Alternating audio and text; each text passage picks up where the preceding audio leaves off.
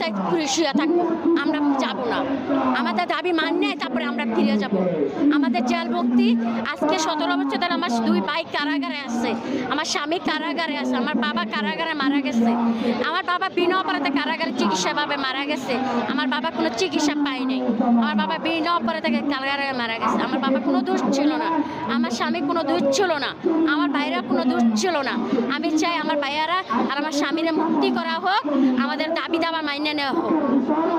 বর্তমানে আমরা দেখতে পাচ্ছি আপনারা যমুনার সামনে অবস্থান করছেন এবং আপনাদেরকে এই মুহূর্তে বসানো, মানে আপনারা নিজেরাই আর কি এখানে বসেছেন।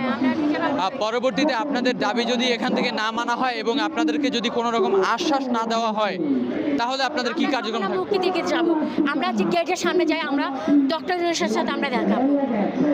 তার সাথে দেখা করার পর আপনারা কি বলবেন তাকে? ওনারা যা সিদ্ধান্ত দেবে আমরা এই সিদ্ধান্ত আমরা মেনে নিতে হবে, আর আমরা সিদ্ধান্ত আমরা চাই না।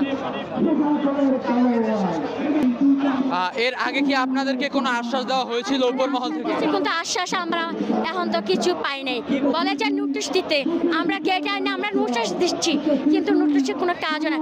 নোটিশ টেবিলের উপরে দিয়ে গেলে টেবিলের উপর পড়ে থাকে, দেখার মতন কি হ্যাঁ দেখে না আমার নোটিশগুলো। কেন বিডিআর কি অপরাধ করছে? কি বিডিআর নাগরিক দেশের নাগরিক না? ধন্যবাদ।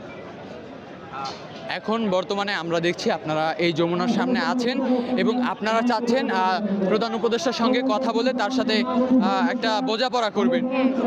তিনি আসলে আপনাদেরকে কি আশ্বাস বা কি বলতে পারে, আপনার কি মনে হয়?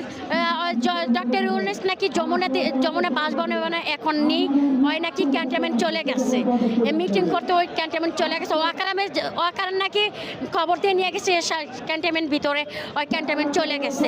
আমরা এখনও কোনো আশ্বাস অন্তত পাইনি।